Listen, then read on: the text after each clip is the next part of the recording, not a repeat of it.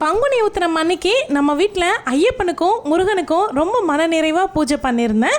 அந்த பூஜையை தான் இன்னைக்கு உங்கள் கூட ஷேர் பண்ணிக்கிறேன். சுவாமி ஐயப்பனுடைய படம் வீட்டில் வச்சு வழிபடலாமா அப்படின்னு நிறைய பேர் கொஸ்டின் கேட்டிருந்தீங்க. அதுக்கான ஆன்சருமே நான் சொல்லியிருக்கேன். Welcome to my channel.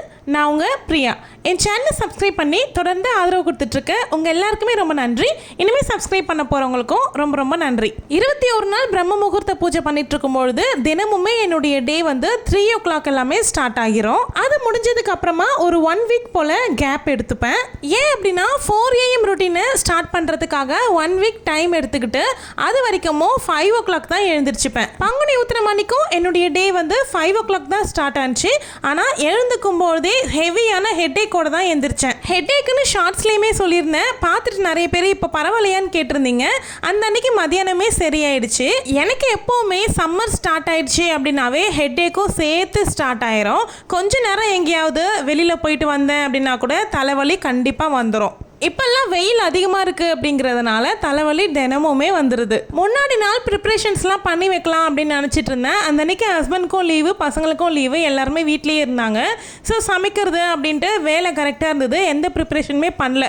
சரி மறுநாள் பொறுமையாக சாமி கும்பிட்டுக்கலாம் அப்படின்னு சிம்பிளாக சக்கரை பொங்கல் செஞ்சு வச்சு தான் சாமி கும்பிட்டேன். ஃபஸ்ட்டு அந்த அன்றைக்கி மார்னிங் வந்து வீடெல்லாம் பெருக்கிட்டு ஃபுல்லாக தொடச்சி விட்டுக்கிட்டேன். அதுக்கப்புறமா பூஜை அறையில் இருந்த பழைய பூக்கள்லாம் எடுத்துகிட்டு புதுசாக பூ மாற்றி மாலையெல்லாம் கோர்த்து வச்சுக்கிட்டேன். ஐயப்ப சுவாமிக்கும் முருகனுக்கும் மாலை கோர்த்து வச்சுக்கிட்டேன் உட்காந்துக்கிட்டே.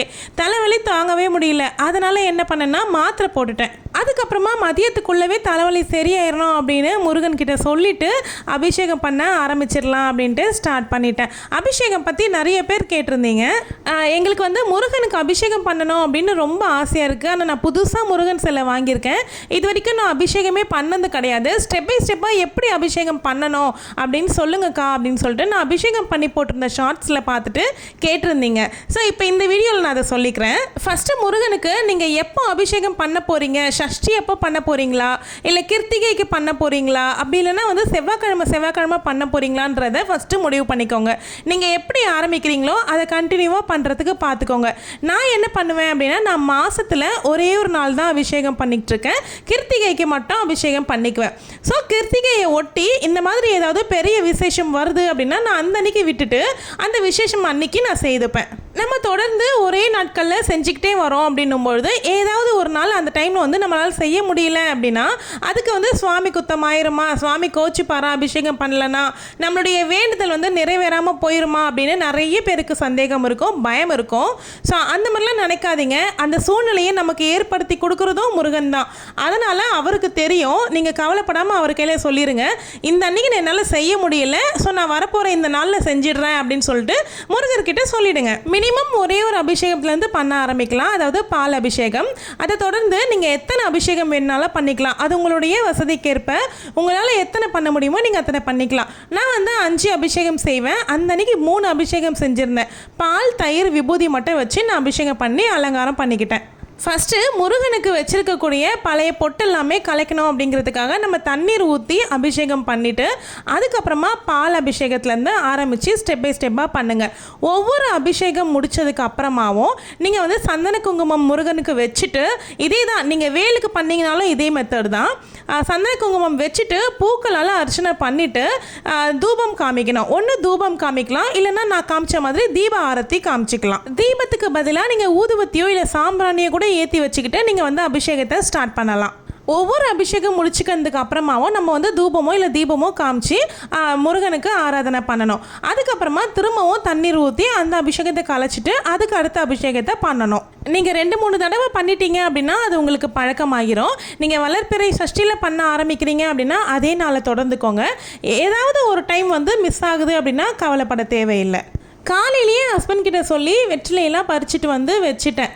முருகனுக்காக வெற்றிலையில் 6 முக விளக்கு வந்து ஏற்றி வைக்கலாம் அப்படிங்கிறதுக்காக ரெடி பண்ணிகிட்டு இருக்கேன். அந்த அன்றைக்கி நான் விரதம் எல்லாம் எதுவுமே இல்லைங்க. விரதம் இல்லாமே எனக்கு பயங்கரமாக தலைவலியாக இருந்துச்சு. விரதம் இருந்திருந்தேன் அப்படின்னா நான் கண்டிப்பாக இந்த அளவுக்கு சுவாமியெல்லாம் கும்பிட்டுருக்க முடியாது. இப்போ ஹெல்த்துமே அந்த அளவுக்கு கோஆப்ரேட் பண்ணுறது கிடையாது. விரதம் இருக்க முடியறதில்லை. இப்போ எல்லாருக்கும் இருக்கக்கூடிய முக்கியமான சந்தேகத்தில் ஒன்றான சுவாமி ஐயப்பனுடைய படத்தை வீட்டில் வச்சு வழிபடலாமா அப்படிங்கிற சந்தேகத்துக்குமே நான் இப்போ வந்து விளக்கம் சொல்லிடுறேன். எனக்கு தெரிஞ்ச விளக்கத்தை நான் சொல்கிறேன்.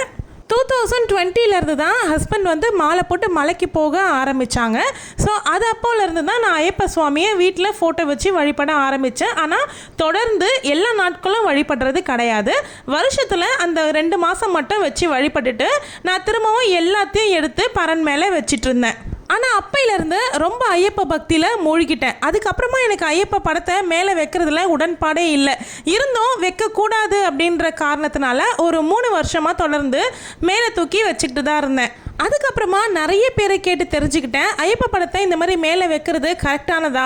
மற்ற சுவாமிகள் எல்லாமே சுவாமி ரூமில் வச்சு அன்றாடம் நம்ம வந்து பூஜை பண்ணிக்கிட்டு இருக்கோம். ஆனால் ஐயப்பன் படத்தை மட்டும் 2 மாதத்துக்கு மட்டும் வச்சு சுவாமி கும்பிட்டுட்டு திரும்பவும் அதை எடுத்து பரண மேலே தூக்கி வைக்கிறதுல எனக்கு உடன்பாடே இல்லை. என்ன பண்ணலான்னும் பொழுது நிறைய பேர் வந்து ஐயப்ப படத்தை வச்சு கும்பிடலாம் அப்படின்னு தான் சொன்னாங்க.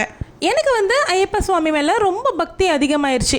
முருகன் மேலேயும் ஐயப்பன் சுவாமி மேலேயும் இருந்த பக்தியினால தான் நான் வந்து நான்வெஜ்ஜே கம்ப்ளீட்டாக விட்டேன். நான் நான்வெஜ் விட்டு 3.5 வருஷம் ஆகுது.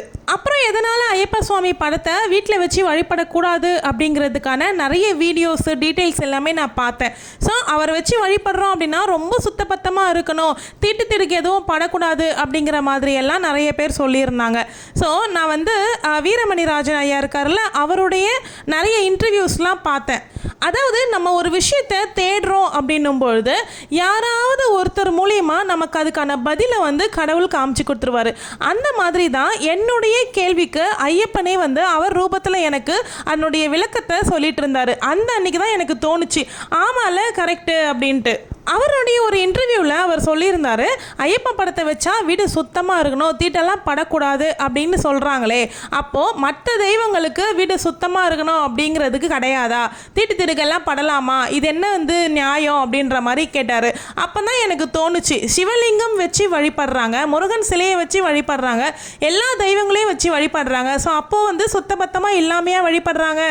அந்த செகண்ட் தான் என்னுடைய கேள்விக்கு ஐயப்பனே வந்து பதில் கொடுத்த மாதிரி எனக்கு அந்த இன்டர்வியூவில் கிடைச்ச ஒரு விஷயத்தை வச்சு நான் முடிவு பண்ணி அதுக்கப்புறமா 365 நாளும் நம்ம வந்து ஐயப்ப சுவாமியை வீட்டில் வச்சு வழிபடணும் அப்படிங்கிறதுனால பழைய பூஜை ஸ்டாண்டில் சின்ன ஃபோட்டோவாக வச்சுருந்தேன். இந்த பூஜை ஸ்டாண்டில் என்கிட்ட இருந்த ஐயப்பன் ஃபோட்டோவை பெருசாக ஒரு படம் இருக்குது. ஸோ அதை கொண்டு வந்து வச்சு வழிபட ஆரம்பிச்சிருக்கேன். அதனால் தாராளமாக பூஜை ஸ்டாண்டு தனியாக இருக்குது, பூஜை ரூம் உங்கள் வீட்டில் தனியாக இருக்குது அப்படிங்கிற பட்சத்தில் தாராளமாக நீங்கள் ஐயப்பன் ஃபோட்டோவை வச்சு வழிபடலாம். பங்குனி உத்திரத்து அன்னைக்கு தான் ஐயப்பனுமே அவதரித்த நாள். அதனால் 2 பேருக்கும் சேர்த்த மாதிரி சக்கரை பொங்கல் வச்சு சாயந்தரம் 6 மணிக்கு தான் நான் பூஜையே பண்ணியிருந்தேன். ரொம்ப நிதானமாக, ரொம்ப பொறுமையாக, தலைவலியோடவே ரொம்ப அழகாக நிறைவாக பண்ணியிருந்தேன். ஒரு சிலர் சொல்லுவாங்க, எவ்வளோ அழகாக பூஜை பண்ணியிருந்தாலும் கூட என்னமோ ஒரு குறையாக இருக்க மாதிரியே இருக்குது அப்படின்னுவாங்க. அது வேறு எதுவுமே கிடையாது, நம்ம மனசு தான் நமக்கு காரணம். நம்ம எவ்வளோ தான் சிம்பிளாக பண்ணாலும் மன நிறைவோடு சாமி கும்பிட்டோம் அப்படிங்கிற எண்ணம் நம்ம மனசில் வந்துருச்சு அப்படின்னாவே எவ்வளோ நீங்கள் சிம்பிளாக கும்பிட்டாலும் மனசு ரொம்ப நிறைஞ்சு இருக்கும். அந்த அன்னைக்கு எனக்கு அப்படி தான் இருந்துச்சு. முருகனையும் ஐயப்பனையும் சேர்ந்த மாதிரி ரொம்ப சந்தோஷமாக வழிபட்டுட்டோம். நானும் பையனும் சேர்ந்து திருப்புகழ், ஐயப்பன் பாடல் இதெல்லாமே பாடினோம். அன்னைக்கு ரொம்ப நல்ல ஒரு பாசிட்டிவான வைபாக இருந்துச்சு அந்த அன்னைக்கு எனக்கு. நீங்கள் எல்லாரும் பங்குனி உத்திரத்துக்கு எந்த மாதிரி விரதம் இருந்து முருகனை வழிபட்டீங்க, நல்லபடியாக சுவாமி வழிபாடு பண்ணீங்களா, எத்தனை மணிக்கு கும்பிட்டீங்க அப்படிங்கிறத பற்றி கமெண்ட்ஸில் ஷேர் பண்ணிக்கோங்க. நம்ம சேனலுக்கு நீங்கள் இப்போ தான் புதுசாக வந்திருக்கீங்க அப்படின்னா சேனலை சப்ஸ்கிரைப் பண்ணி வச்சுக்கோங்க. இந்த வீடியோ உங்களுக்கு பிடிச்சிருந்தா லைக் பண்ணி ஹைப் கொடுத்துக்கோங்க. தேங்க்யூ.